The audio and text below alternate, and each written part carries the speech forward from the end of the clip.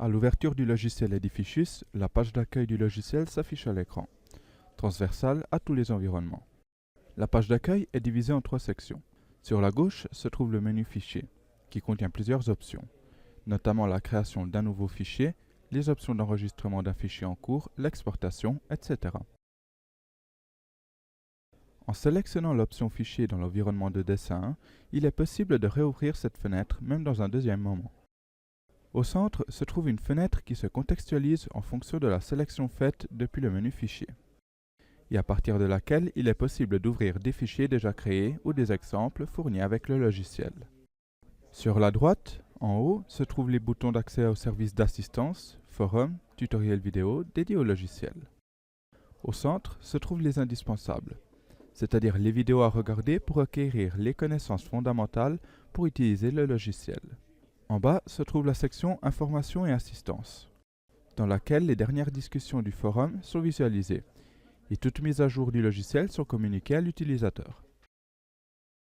En ouvrant un nouveau document, l'environnement de dessin s'affiche. En haut se trouve le ruban multifonction, avec les onglets Fichier, Dessin, Outils, Fenêtres et Services. En particulier, l'onglet Dessin fournit les fonctionnalités nécessaires pour concevoir avec Edificius.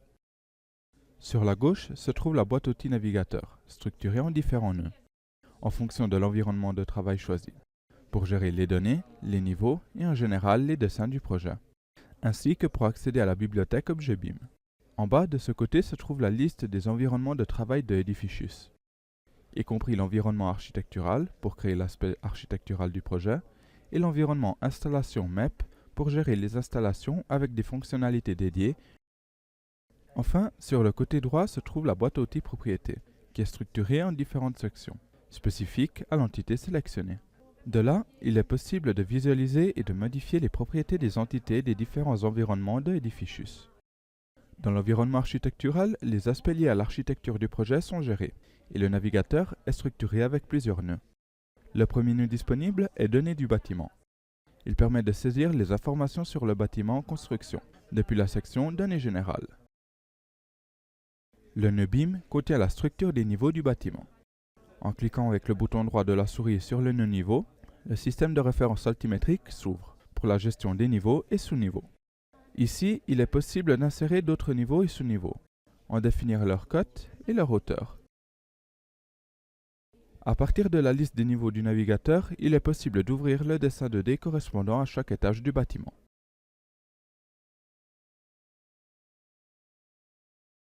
Depuis la section Vue 3D, au contraire, il est possible d'accéder aux vues en 3 dimensions. La vue 3D par défaut montre l'ensemble du bâtiment. D'autres vues en 3 dimensions sont également disponibles, perspective, coupe axonométrique et photomontage. Le nœud suivant est Dessin, qui comprend les planimétries, plan, coupe, élévation, axonométrie et chaos. Depuis le nœud Bibliothèque ObjectBeam, il est possible d'accéder aux bibliothèques de projet, général et utilisateur. Le dernier nœud du navigateur est Documents, qui comprend la liste des rapports, des tableaux et des plans d'exécution prévus pour le projet. Pour développer le projet architectural à partir d'une vue de niveau ou dans un environnement 3D, accédez au menu architectural du ruban multifonction en haut. Ainsi, il est possible d'insérer différents éléments architecturaux, tels que les enveloppes, les pièces, les murets, les escaliers, les remplissages, les revêtements, etc. Pour chacun, la boîte à outils des propriétés à droite permet de gérer les données spécifiques de l'entité active. La section graphique 2D est accessible depuis le même bouton et fournit plusieurs fonctionnalités de support au dessin. De cette façon, il est donc possible de concevoir le modèle architectural du projet. Edificius MEP est le logiciel BIM de modélisation 3D des installations MEP, mécanique, électrique et plomberie, intégrées à la conception architecturale. Parmi les différents environnements de conception de Edificius se trouve l'environnement installation, dans lequel les installations peuvent être modélisées en fonction du projet architectural. Dans l'environnement installation, en plus des fonctionnalités et des commandes déjà présentes dans l'environnement architectural, les fonctionnalités et les commandes dédiées aux entités MEP peuvent également être utilisées. Les nœuds suivants apparaissent dans l'arborescence du navigateur.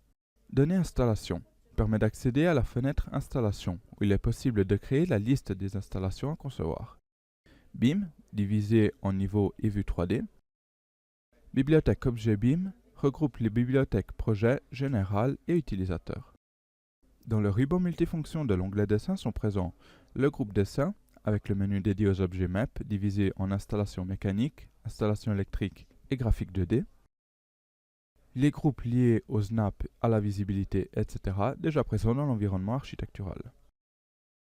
Le groupe MEP qui contient les fonctionnalités intelligentes qui s'activent en fonction des entités MEP sélectionnées, notamment pente automatique, répliquer parcours, unir, connecter, déconnecter et le bouton raccordement en erreur pour activer le diagnostic des installations.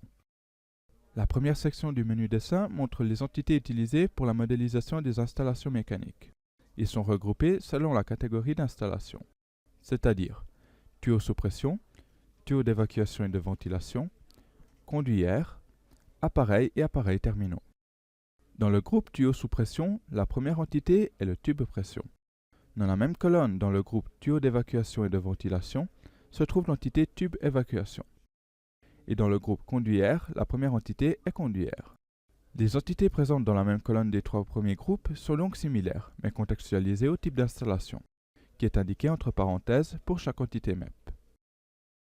Ensuite, il y a les flexibles, les coudes, les raccords en T, les raccords en Y, les raccords en X, les transitions, les dérivations à 2 voies, les dérivations à 3 voies, les doubles coudes, les bouchons et enfin les accessoires. Le quatrième groupe est celui des appareils et appareils terminaux et contient la première entité appareil, pour laquelle, contrairement aux autres entités, il n'y a pas de subdivision par catégorie d'installation. Ensuite, il y a les entités appareil terminal, divisées en fonction du type d'installation auquel ils appartiennent, notamment appareil terminal hydraulique, appareil terminal aérolique, appareil terminal à détente directe, appareil terminal sanitaire, appareil terminal anti-incendie. La section successive est dédiée à la modélisation des installations électriques, et son organisation est similaire à celle des installations mécaniques. En particulier, elle se compose de 5 groupes: tuyaux et tuyaux annelés, goulottes, chemins de câble, accessoires et tableaux, appareils et dispositifs par type d'installation.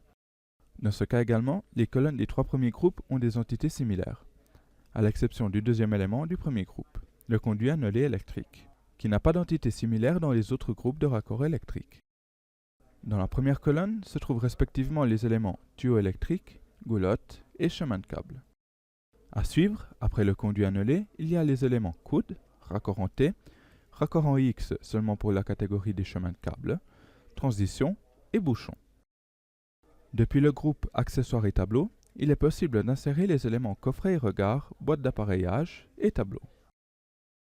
Enfin, le dernier groupe contient différentes catégories d'appareils et de dispositifs relatifs à l'installation électrique, comme la mise à la terre, réseau et données, domotique, photovoltaïque, multiservice, etc. La dernière section est graphique 2D, qui contient les points, les lignes, les grilles de construction, les polylignes, les images, les rasters, etc. Mais aussi les éléments liés exclusivement aux installations, tels que l'étiquette MEP dans le groupe étiquette d'objets et d'orientation, la légende objet MEP et la légende installation MEP dans le groupe légende. De plus, en accédant à la vue 3D, les commandes suivantes pour la modélisation des installations apparaissent dans la barre multifonction en haut. Le menu automatique pour éventuellement choisir le niveau d'appartenance d'un objet MEP lors de sa modélisation, le groupe de boutons d'activation et désactivation de la section dynamique, le bouton d'activation-désactivation des sections horizontales.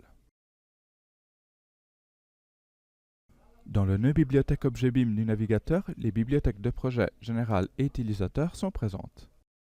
Dans chacune de celles-ci, les catégories dédiées respectivement aux installations électriques et aux installations mécaniques sont présentes.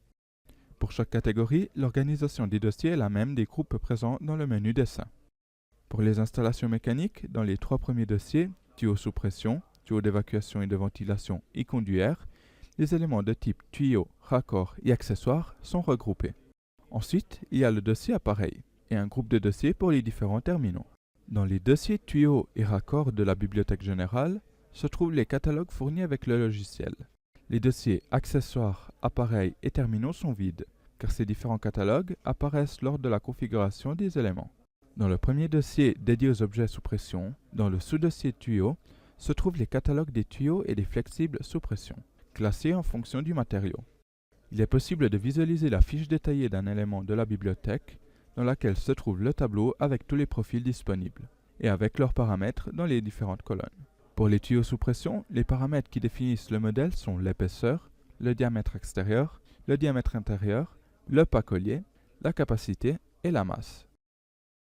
La première colonne du tableau indique la dimension, c'est-à-dire une combinaison des paramètres pour définir une description conventionnelle du modèle. À droite, depuis le bouton Information de la barre multifonction verticale, il est possible d'ouvrir la légende des colonnes du tableau, qui indique la signification de chaque paramètre du modèle. La section visuelle du profil sélectionné est affichée au-dessus du tableau, avec le titre, la description, le matériau et la norme.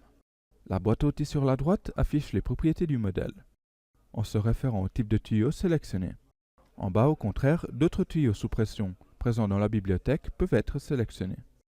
Le dossier raccords regroupe tous les raccords sous pression, tels que les coudes, les raccords en T, en Y et en X, les transitions, les doubles coudes, les dérivations à 2 et 3 voies et les bouchons, dans le même ordre que dans le menu dessin. Comme pour les tuyaux, les catalogues des raccords sont classés selon le matériau. Les fiches des raccords ont la même structure que celles des tuyaux, avec les paramètres qui définissent le profil et les propriétés du modèle. Dans Accessoires, les dossiers des différentes catégories d'accessoires de la bibliothèque du logiciel sont présents. Ceux-ci, contrairement aux tuyaux et aux raccords, sont pour la plupart initialement vides, car la configuration des accessoires, ainsi que pour les appareils et les terminaux, est différente de celle des autres entités MEP. Les catégories des accessoires sous pression du catalogue sont vanne, vanne à 3 voies, électrovanne, robinet, collecteur, équipement, et ainsi de suite. Dans le dossier tuyaux d'évacuation et de ventilation se trouvent les sous-dossiers tuyaux, raccords et accessoires, spécifiques aux installations d'évacuation et de ventilation. Et ceux-ci sont structurés comme dans les dossiers des éléments sous pression. Pour ce qui concerne les conduits air, les conduits et les raccords sont classés non seulement en fonction du matériau, mais aussi par la forme du profil, si circulaire ou rectangulaire. Dans le dossier accessoires se trouvent les sous-dossiers des différentes catégories d'accessoires air, tels que les filtres, les régulateurs de débit, les registres de réglage, et ainsi de suite. Les appareils n'ont pas de distinction par installation, mais ils sont regroupés par catégorie, comme générateur à combustion, boiler, pompe à chaleur, réservoir, etc. Les terminaux, enfin, sont divisés par type d'installation. Climatisation hydronique, climatisation aérolique, climatisation à détente directe, plomberie sanitaire, anti-incendie. Tous ces dossiers sont également vides, car la configuration de ces éléments est différente de celle des tuyaux et des raccords. L'organisation de la catégorie dédiée aux installations électriques de la bibliothèque générale est tout à fait similaire à celle des installations mécaniques. Le premier dossier comprend les sous-dossiers tuyaux, annelés semi-rigides et raccords. Ce dernier est également présent dans les dossiers goulotte et chemin de câble. Et ceux-ci se composent à leur tour des sous-dossiers coude, raccord en T, transition et manchon, bouchon, ainsi que raccord en X, mais uniquement pour les chemins de câble. Les éléments sont organisés en fonction des profils et des matériaux, et pour chacun de ceux-ci, il est possible de consulter la fiche correspondante. Pour les tuyaux et les conduits annelés électriques, les caractéristiques sont l'épaisseur, le diamètre extérieur, le diamètre intérieur et la surface de la section interne. Pour les coudes, au contraire, sont importants l'angle de courbure et le rapport entre le rayon de courbure et la dimension du tuyau. En outre, qu'en fonction du matériau, les goulottes et les chemins de câble se différencient également par leur positionnement, plinthe, paroi, plafond ou plancher, et par leur composition, plaine, en fil, en échelle ou perforée. Comme pour les installations mécaniques, les dossiers accessoires et tableaux et appareils et dispositifs par typologie d'installation ne contiennent pas d'éléments avant de leur configuration dans le projet, à l'exception du dossier interrupteur et dispositif, qui appartient au premier de ces deux groupes, qui à son tour est structuré en sous-dossiers contenant les éléments des séries résidentielles, séries industrielles et séries tableaux. Dans la bibliothèque générale, il n'est pas possible de créer, modifier ou supprimer les modèles présents. Ils peuvent uniquement être affectés à une entité lors de sa modélisation. Et une fois sélectionnés, ils sont copiés de la bibliothèque de projet. Dans les bibliothèques projets et utilisateurs, la structure des dossiers des catégories installation mécanique et installation électrique est la même de celle dans la bibliothèque générale, avec la seule différence que dans ces deux bibliothèques, tous les dossiers sont initialement vides. De plus, dans la bibliothèque de projets et utilisateurs, il est possible de créer, modifier ou supprimer les objets MEP, même s'ils ne sont plus présents dans le dessin. Ou encore, il est possible de les importer dans d'autres projets ou ordinateurs. Plus précisément, les objets créés dans la bibliothèque de projet ne sont disponibles que dans le fichier en cours d'utilisation, mais ils peuvent être copiés dans un autre fichier ou dans la bibliothèque utilisateur. Les objets créés dans la bibliothèque utilisateur sont toujours disponibles dans le logiciel, quel que soit le fichier utilisé, car ils sont enregistrés dans le dossier d'installation du logiciel. De plus, il est possible de les copier dans une autre bibliothèque utilisateur ou de projet. Dans le navigateur se trouve le nœud Données installation, à partir duquel accéder à la fenêtre Installation, où il est possible de créer la liste des installations. Cette section est accessible à tout moment, mais il est conseillé de définir la liste des installations avant de commencer la modélisation. Dans les colonnes sont indiqués le numéro de l'installation, le nom de l'installation, la couleur du flux d'aller et éventuellement celle du flux de retour, et tous ces paramètres font référence à la typologie de l'installation indiquée dans la dernière colonne. Par défaut, une première installation est déjà présente, à laquelle est associé le nom aucun. Elle n'est identifiée par aucune typologie, elle n'a pas de flux et la couleur grise y est affectée. Cette installation ne peut pas être supprimée et elle sera automatiquement affectée par défaut à toutes les entités qui seront modélisées et non affectées à une installation spécifique. Dans la barre multifonction verticale à droite, le premier bouton en haut ajoute une nouvelle installation dans la liste, à laquelle attribuer un nom et définir sa typologie, parmi celles disponibles. Après avoir choisi le type de l'installation, il est possible d'affecter une couleur de référence au flux d'aller et éventuellement au flux de retour si la typologie choisie le prévoit. Les couleurs choisies ici seront ensuite attribuées aux entités modélisées, qui seront associées à ces typologies et flux spécifiques. Les autres boutons de la barre multifonction permettent d'insérer de nouvelles installations dans la position sélectionnée, de supprimer des installations inutilisées dans le dessin, de dupliquer une installation déjà définie et de changer la position des installations dans la liste.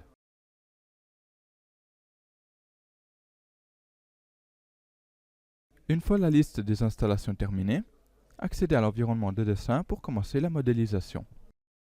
Sélectionnez l'entité MEP souhaitée à partir du menu Dessin. La boîte outils des propriétés correspondantes apparaît sur la droite. Pour la plupart des entités, la première section est celle relative à l'installation, à partir de laquelle il est possible d'affecter à l'entité MEP une des installations créées précédemment dans le nœud Données installation. Le premier champ affiche le nom de l'installation, qui par défaut est automatique. En laissant cette option, l'entité prendra la même installation affectée à l'objet auquel il sera connecté.